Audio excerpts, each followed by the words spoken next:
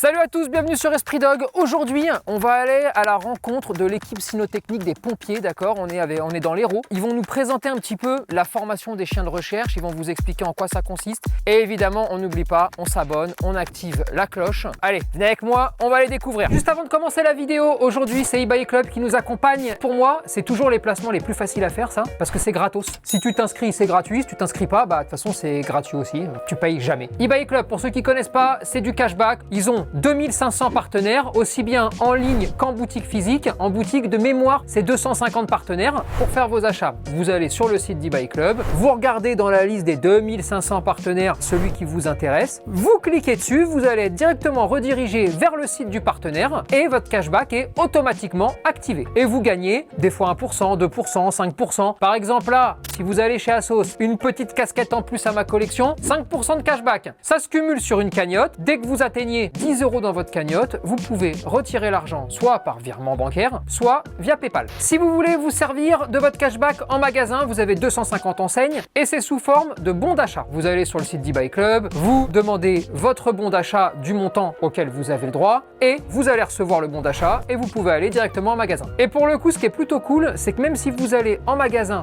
physique, eh bien vous continuez quand même à cumuler du cashback et donc à faire augmenter votre cagnotte. Bon, ils ont aussi mis des petits trucs en place assez sympa. Ils proposent un sondage. Si vous acceptez d'y répondre et donc de perdre 30-40 secondes de votre vie, vous cumulez là aussi du cashback. Je vous mets le lien directement en description. Grâce au lien, vous pouvez avoir 6 € directement crédités dans votre cagnotte. On clique sur le lien, vous avez 6 €. Vous cliquez pas sur le lien, vous n'avez pas les 6 €. Bon allez, j'ai fini. Maintenant, direction les pompiers, les chiens de recherche. On va kiffer avec eux.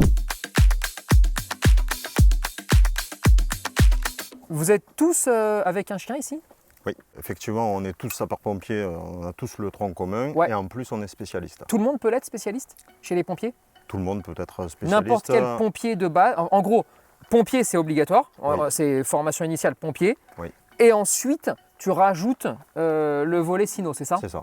Ok. Puisque sur le temps de garde, on est sapeur-pompier et s'il y a une intervention cynotechnique, on quitte la tenue classique, j'ai envie de dire, et on passe maître chien. Quel type de chien vous utilisez ici? Principalement des races de chiens de berger. Donc nous, au sein de l'unité, on a du berger belge malinois, du border collie, de l'australien, de l'hollandais et même du labrador. Combien de temps il faut pour former un chien en moyenne? À minima, c'est 2 ans. Avant qu'il soit opérationnel? Avant qu'il soit opérationnel. Donc ça se décompose en plusieurs modules. Tu as des modules de préformation où on va voir un petit peu les capacités au travail du chien. Et tu as un module où c'est le binôme qui va être certifié, qui le rend opérationnel. Ok. C'est des chiens qui vivent avec vous, hein? Oui. Ce sont des chiens de famille qu'on met à disposition du service départemental des incendies et de secours de l'Hérault et qu'on forme sur le temps de travail. Et ça vous arrive des fois d'être inquiet pour vos chiens quand vous intervenez? Oui, en permanence, on va dire. Même si on mesure le danger et que les chiens ils sont un peu plus agiles et arrivent un peu plus à se déplacer finement que nous. Mais c'est sûr que quand on engage un chien dans un décombre, qui rentre dans un tunnel sur un effondrement de maison ou quelque chose comme ça, on a toujours la crainte de... et voilà. La spécialisation de ces chiens, c'est quoi? Alors les missions, ce sont des missions de recherche de victimes potentielles, sous décombre ou immergées. Je vous explique en 10 secondes, d'accord, la différence entre la piste et la quête. En gros, eux, ils font de la quête. L'idée, c'est que le chien recherche l'odeur de l'humain. En règle générale, la piste, il faut une odeur de référence et le chien, en fait, va suivre une trace avec cette odeur bien précise. Par exemple, vous avez un immeuble qui s'effondre, d'accord? On est sur du décombre. Eh bien, en fait, le chien ne cherche pas l'odeur d'une personne précise, il cherche l'odeur des personnes qu'il pourrait y avoir ensevelies. Si jamais on prend la piste, eh bien on récupère un vêtement de la personne, on le fait renifler au chien et le chien va partir en fait à la recherche de cette personne bien précise. Eux, leur spécialité, c'est la quête, mais ils sont aussi obligés un peu de combiner parfois les deux. C'est quoi l'affaire la plus marquante? Pour moi, c'est l'intervention qu'on a fait sur la tempête Alex dans le 06. Où on a été engagé pendant 3 semaines, 1 mois, en tournante, en détachement, avec des périodes de repos, où les unités cynotechniques de France étaient fortement sollicitées, puisque l'événement était d'une ampleur catastrophique et s'étendait sur des kilomètres et des kilomètres. Parce que quoi, les gens étaient sous la boue C'est ça, c'est ça. Ok. Mais ouais. C'est les inondations qui ont fait qu'il y a des villages entiers qui ont été emportés, avec des maisons effondrées et des personnes ensevelies.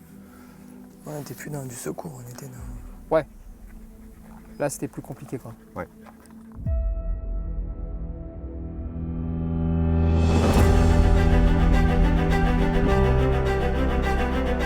Donc là, on a le terrain d'agility qui va permettre principalement sur l'éducation des chiots de comprendre un petit peu les futurs dangers et le potentiel qu'on va pouvoir exploiter, puisque sur un terrain de décombre, c'est difficile à se déplacer.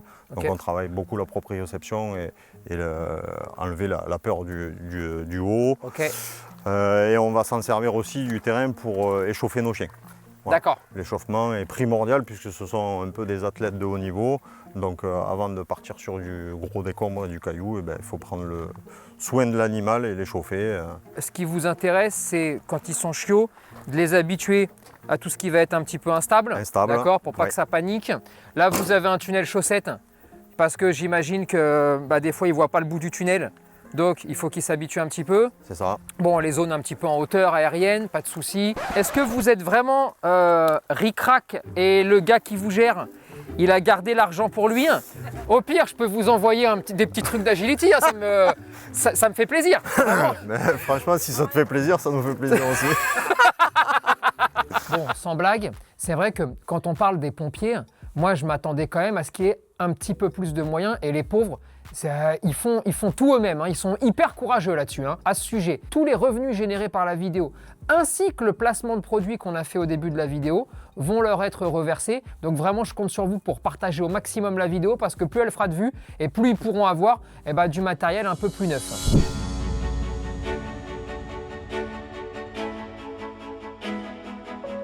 Lasca saute dessus, doucement.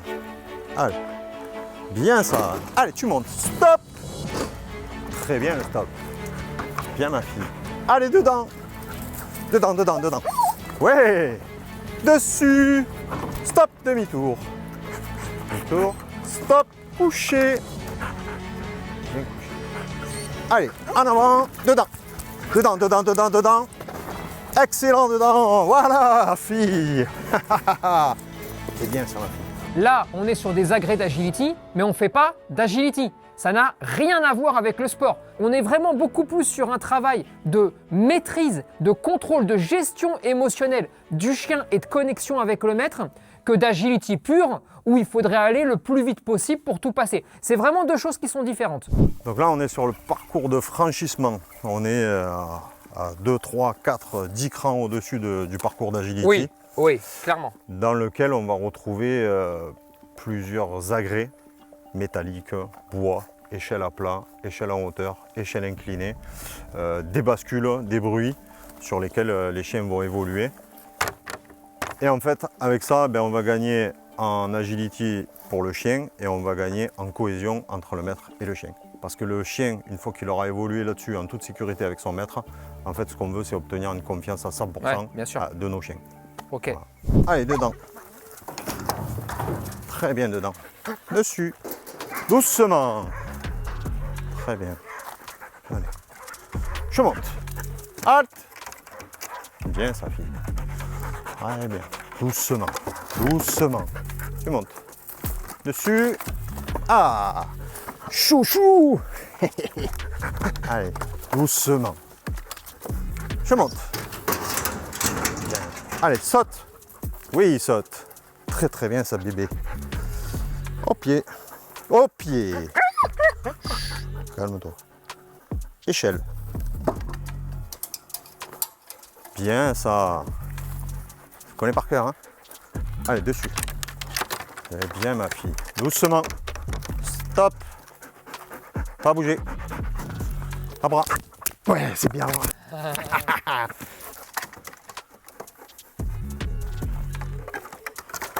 C'est bien, ma fille. En avant. Doucement. Excellent, bébé. Stop. Doucement.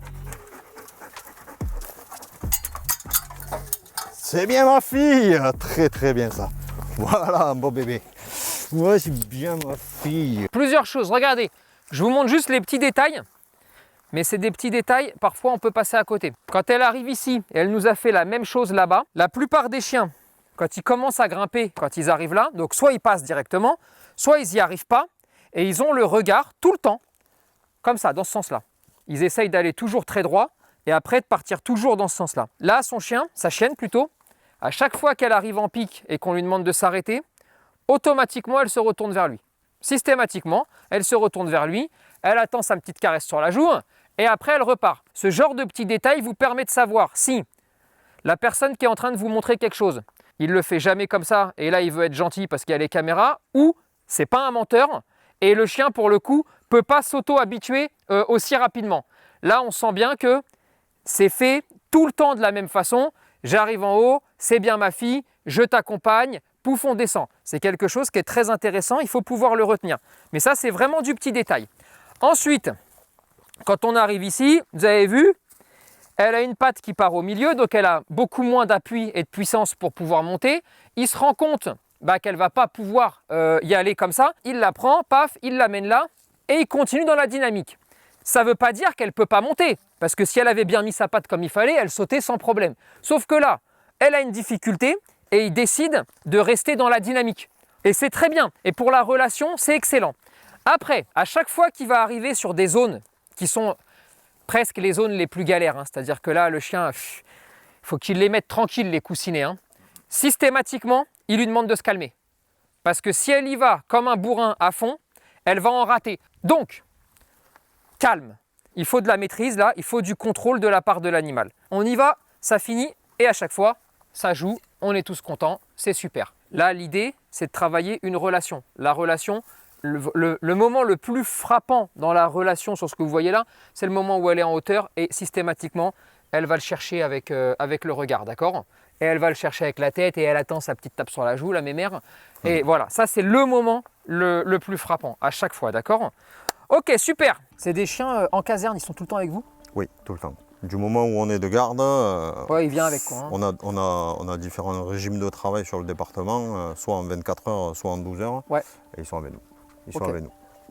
Et après, il y a l'aspect où on est repos à la maison, mais on a un double statut qui nous permet d'intervenir H24 selon notre disponibilité hors temps de garde. Ok. Il y a un âge de mise en retraite? Il y a un âge de mise en retraite qui va évoluer, je pense, parce que de plus en plus, nos chiens, on les accompagne, on les nourrit mieux, on les protège, ouais. on les échauffe. Et l'âge légal, pour le SDIS de l'Hérault, c'est 10 ans.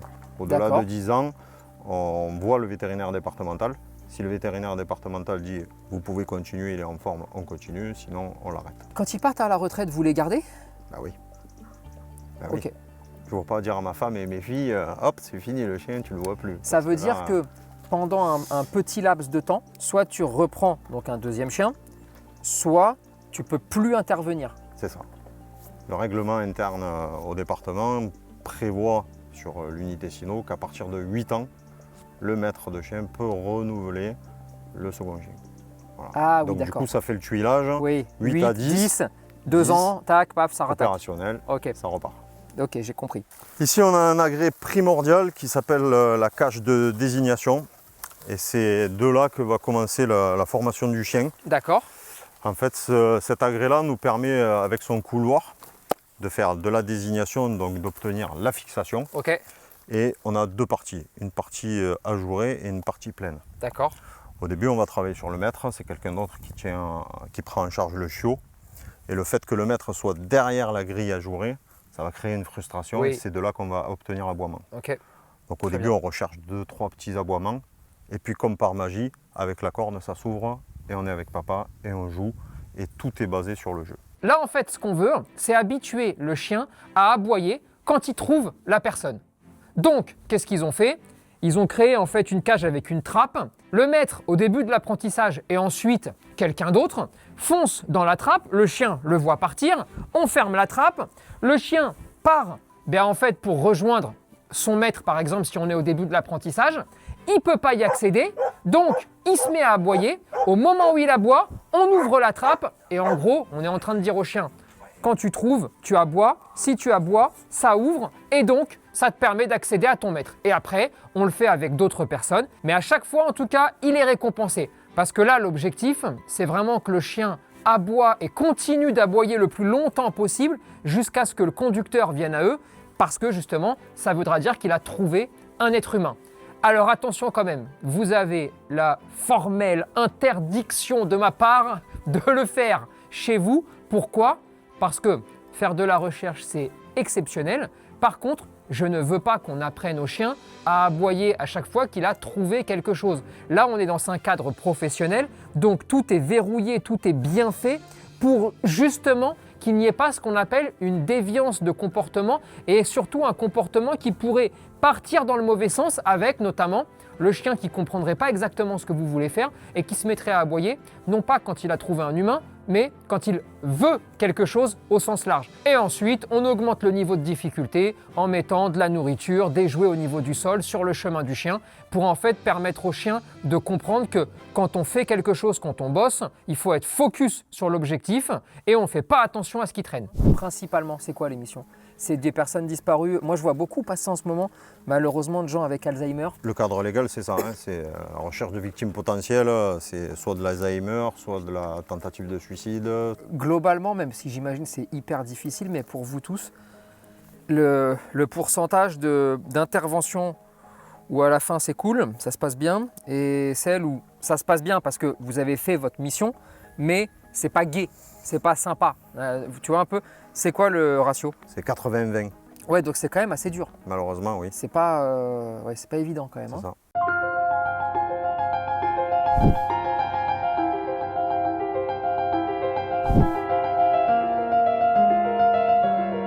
Et là, on est sur la partie décombre.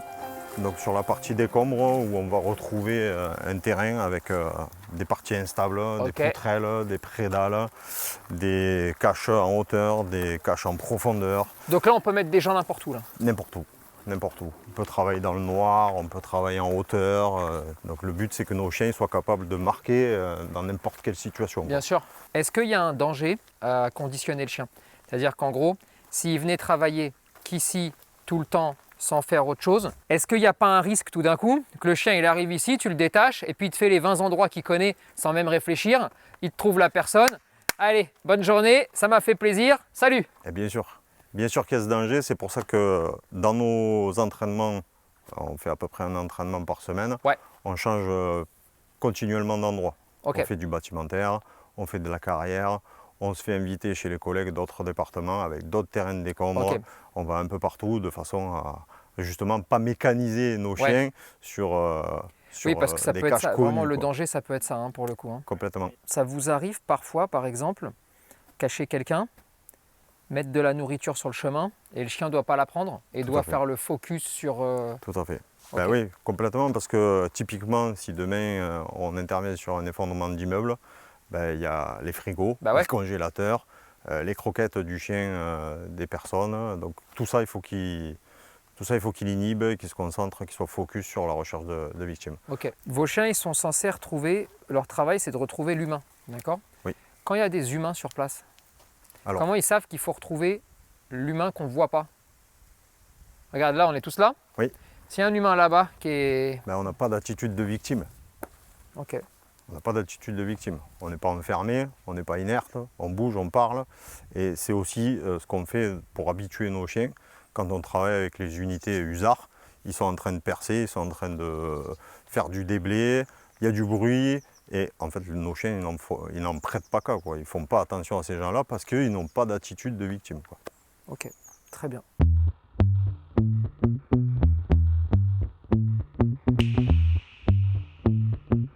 Donc là, on a caché Romain avec une petite caméra comme ça, tac, dans un petit trou, hein, dans un petit endroit. Là, l'idée, c'est de se mettre en situation réelle. Donc c'est pour ça qu'ils se sont tous équipés. Vraiment là, situation de décombre. Et puis bon, on va voir un petit peu ce qu'ils vont faire. Flo, ça va? Ouais. Ça va ma fille?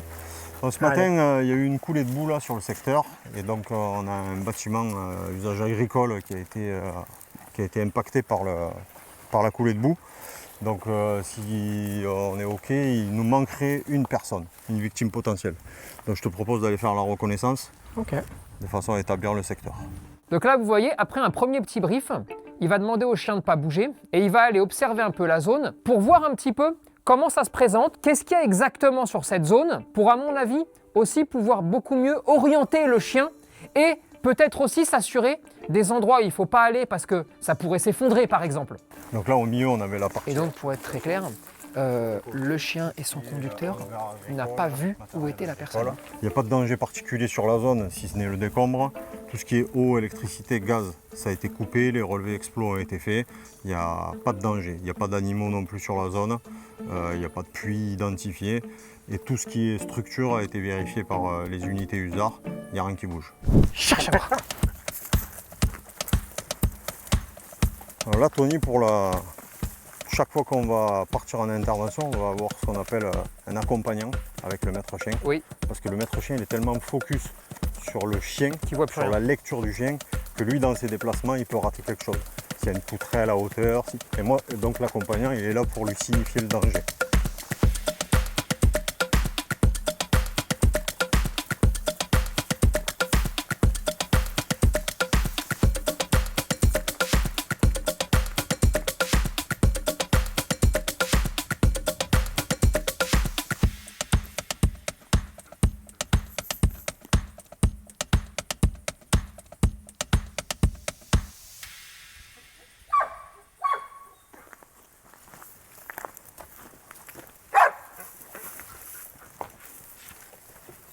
Là, clairement, en lecture de chien, on a vu le changement d'attitude, les coups de nez en l'air, elle pompe, le fouet qui commence à s'agiter, ça trépigne autour, et là ça recentre et ça va au plus proche.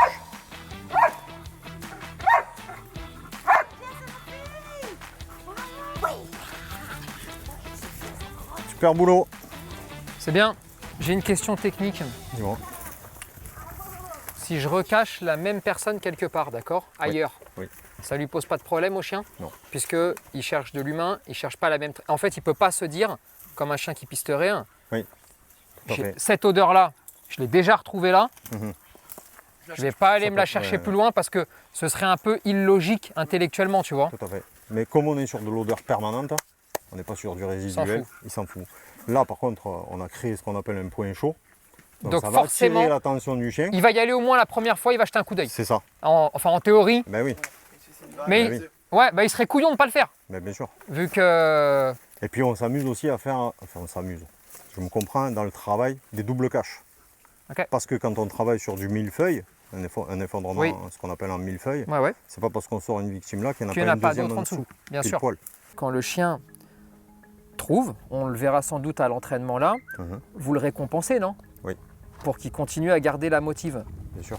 Quand vous retrouvez un mort, vous récompensez le chien au moment de l'intervention? Parce que non mais ça peut paraître un peu fou. Non mais attends, ouais, j'imagine. On s'isole, on fait pas ça devant, oui, bien sûr. Mais tu vois le truc, c'est quand même pas évident de se dire recherche, elle est aboutie pour le chien. Je vais aller jouer avec mon chien. On vient de retrouver quelqu'un qui est mort.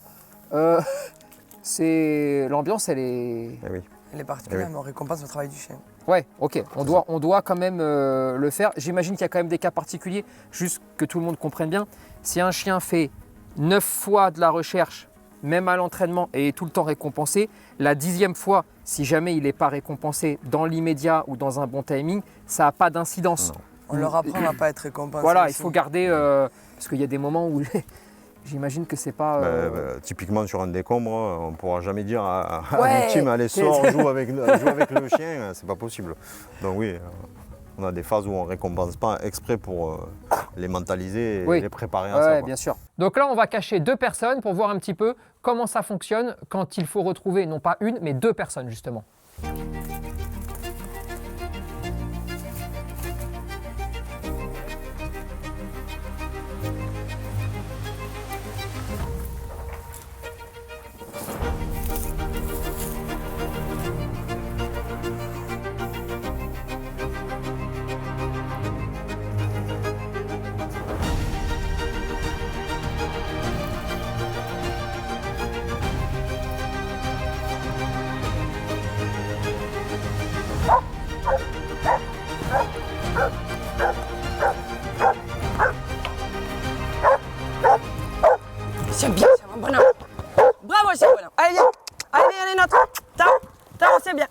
une autre. Viens là. Tao, viens là. Viens là, bonhomme. Ouais, c'est bien. Viens ici, viens ici. C'est bien ça, mon chat, tu l'as trouvé. Tu l'as trouvé, mon bonhomme. Ça, c'est excellent, ça. Ça, c'est excellent. Attention, cherche une autre. Tao, cherche à boire. Voilà, Tony, on est vraiment sur la phase finalisée de Oui. l'aboutissement de la construction du chien où on ne va même pas découvrir la victime, quoi. Là, une fois que le maître Il sait chien, qu'il passe à autre chose, quoi. voilà, Dès le que tu maître lui as dit, chien passe à autre il a détecté, on met en place les équipes USAR et il se charge eux, de faire l'extraction Ok. de la victime. Et comme ça, le chien est capable de repartir et de continuer à prospecter sur son secteur d'intervention. Alors là, on est sur un cas de figure d'un chien qui est déjà formé, d'accord? Donc lui, comme il est déjà formé, vous n'êtes plus obligé obligatoirement de le récompenser immédiatement après la découverte de la première personne. Ce qui fait qu'il trouve une première personne, très bien, elle le rattache et elle le redétache, elle redonne l'ordre. En gros, elle remet une pièce dans la machine pour marquer le « c'est fini », ça recommence, paf, je redonne l'ordre, je relance. Et comme on est sur un chien déjà formé, c'est pas vraiment un souci de ne pas récompenser immédiatement après la première découverte, il sera récompensé après la seconde.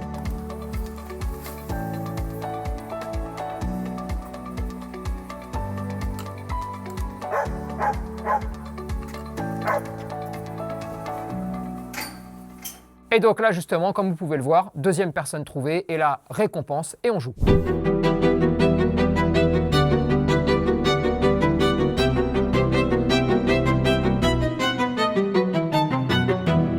Bon, tu m'as fait venir où là? Ah ben là, on est sur la deuxième partie d'activité qu'on va retrouver avec nos chiens de recherche, Ouais. où on va pouvoir faire de la piste et de la quête. Ok. On va également travailler les chiens à l'eau, puisque ça fait partie aussi de nos missions de retrouver des personnes dans l'eau. Là, on est d'accord que ça, en théorie, la piste n'est pas votre spécialisation, c'est ce qu'on se disait, Tout à fait. mais il en faut un peu, parce que ça facilite même le travail un petit peu du chien quand même, hein, tu vois. Complètement. Et ensuite de la quête, votre spécialité. Ouais. Alors, qu'est-ce qu'elle est en train de faire là? Alors elle est en train de me faire l'assiette, donc c'est le départ de piste. Donc elle est en train de déposer son odeur résiduelle Oui. sur un espace un peu plus chargé en molécules. D'accord. Donc ça va être Pour mon ça- point zéro Ok. pour démarrer ma piste. pour Donc ça la qu'elle piétine personne, comme ça. elle a été vue là pour la dernière fois. D'accord. Je vais prélever mon odeur de référence dans son véhicule, à son domicile, peu D'accord. importe. Ok. C'est quelque chose de vierge que je mets dans un sac hermétique. Et moi je vais mettre mon chien en condition, Ouais. donc on change d'équipement, on change de harnais de travail, on Ok. change tout ça. On change tout et là c'est parti. Alors là on est sur un jeune chien, c'est aussi pour ça qu'elle piétine au point de départ pour lui faciliter un petit peu la vie. Pour marquer en fait ce qu'on appelle une zone chaude, d'accord? En gros elle a énormément d'effluves, d'odeur corporelle qui va tomber à cet endroit-là, ok? C'est un peu le point de départ pour le chien de la piste. Ensuite donc la personne part, va aller se cacher et là on va faire renifler au chien dans un sac plastique l'odeur de référence Ton odeur. de cette personne, d'accord? Le fait de le mettre dans le sac plastique permet en fait de concentrer l'odeur à l'intérieur. À partir de ce moment-là, la personne va garder son chien en longe parce que, imaginez un peu que la piste fasse, je sais pas, 10 km, le chien peut tout à fait arriver à 10 bornes et le conducteur, lui, il reste encore à 3 heures de route. Donc c'est pour ça qu'on conserve tout le temps en longe. Et ça permet aussi, de temps en temps, de réaxer le chien si jamais il perdait la piste. Bien ça.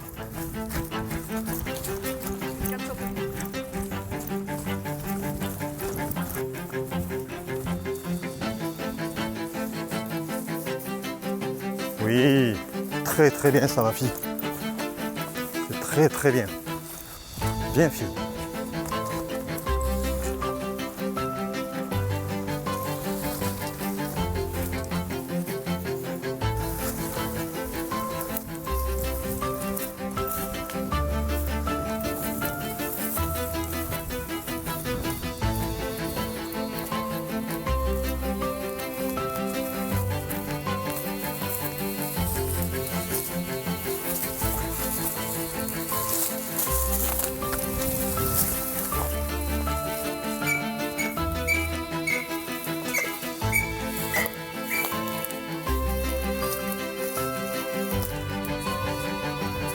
Très bien ça ma fille, bravo.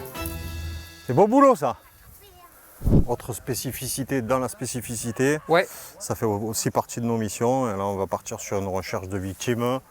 Pareil dans le milieu naturel, sauf que là la particularité c'est que la victime elle est immergée. Ok, Elle est dans le super. cours d'eau. On va l'équiper avec un petit tu lui mets le gilet?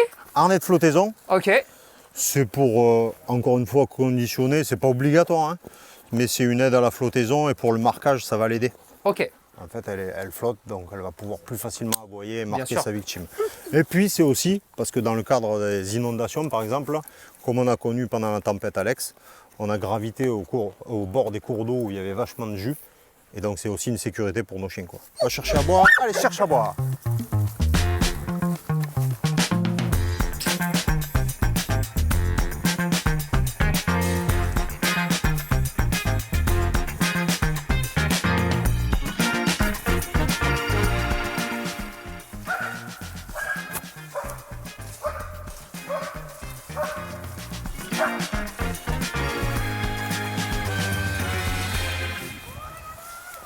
Ouais, tu peux la régaler là. Ouais. En termes de profondeur, si jamais il y a quelqu'un, il y a un cadavre dans l'eau, grosso modo, à quel niveau de profondeur ils peuvent... On est sur 10-15 mètres avec une remontée des flux en surface permettant la détection pour le chien. On peut travailler sur berge, Ouais. mais aussi sur embarcation. Ouais, bien sûr. Ok, 10-15 mètres, c'est parce que vous avez testé 10-15 mètres? Il y a eu des résultats en Suisse où Ouais. en lac, en eau fermée, il y a eu une remontée des flux jusqu'à 60 mètres et les plongeurs, quand ils sont descendus, ils ont trouvé le gars, quoi. Impressionnant. Voilà. Impressionnant. En fait, le travail là-dessus, c'est pour ça qu'il faut s'entraîner là-dessus, c'est qu'il travaille sur le sébum de la peau. Ouais. Le sébum, c'est légèrement gras, donc c'est gras, ça remonte à la surface, ça se vaporise, et le chien il détecte cette odeur. Ok. Donc quand c'est du vivant, l'odeur elle est un petit peu plus forte, mais dans l'eau, l'oxydation du corps est différente qu'à l'air libre. Donc il y a beaucoup plus de temps avant que l'odeur vivante, entre guillemets, enfin cette odeur de sébum soit modifiée.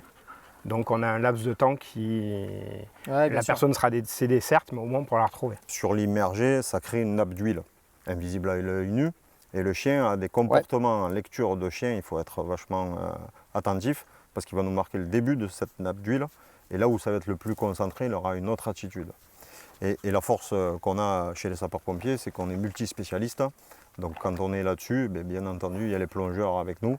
Et en fait, on leur réduit la zone de recherche. Zone de recherche, ouais. Les scènes à l'eau, vous les voyez beaucoup dans les films. Et ça y est, les prisonniers, quand ils s'échappent, après ils partent à l'eau et en théorie, tu les retrouves plus, tu vois. Comment ça se passerait si ça arrive? Vous avez un premier chien, en général chien de piste, hein, d'accord, qui va pister avec une odeur de référence qui est celle du prisonnier échappé. Donc ils vont récupérer un vêtement, ils vont faire ça. Il va te suivre. Le chien va marquer le dernier endroit d'entrée dans l'eau. Ensuite, qu'est-ce qui se passe? Vient l'intervention, souvent de plusieurs autres chiens, si jamais on en a plusieurs, pour aller longer la berge dans ce sens-là et longer dans l'autre sens. À partir de ce moment-là, quand vous avez dépassé, soit la personne a beaucoup marché dans l'eau et vous allez être dans l'obligation d'utiliser un chien de quête, en gros de recherche de cercle. Ben oui, parce que comme vous n'avez plus l'odeur de référence, puisqu'elle est coupée là, c'est plus compliqué. Je ne dis pas que c'est impossible, hein. Il y a des chiens qui peuvent suivre de façon aérienne comme ça. Ça dépend et de la saison et du temps qui vient de se passer. Mais sinon, vous reprenez de la quête sur des cercles, le chien va te marquer des trucs. Exactement. Et ensuite, ça repart sur de la piste. Voilà comment ça se passe. Donc, le fait de rentrer dans l'eau, s'il y a très peu de chiens opérationnels, peut leur compliquer grandement la vie. Et donc, ça peut être une technique d'évasion, voilà. Mais sinon, ça ne peut pas marcher. Bon, en tout cas, merci beaucoup, hein. Franchement, on s'est régalé. On a vu énormément de choses, c'est très riche. Je pense que les gens vont se régaler à regarder tout ça. J'ai l'impression que vos chiens doivent aussi être un petit peu comme vous, c'est-à-dire un peu aussi multifonction pour le coup. Même si vous cherchez à les spécialiser le plus possible, mais mine de rien, même à l'intérieur d'une spécialisation, il y a quand même plein de paramètres à prendre en compte. Donc c'est un très très gros boulot, donc déjà bravo à tout le monde, félicitations. Très bonne ambiance aussi, moi je me suis régalé. Franchement, moi j'ai adoré, donc merci. Et puis peut-être à une prochaine. On est fans. Super, Quand tu veux. cool.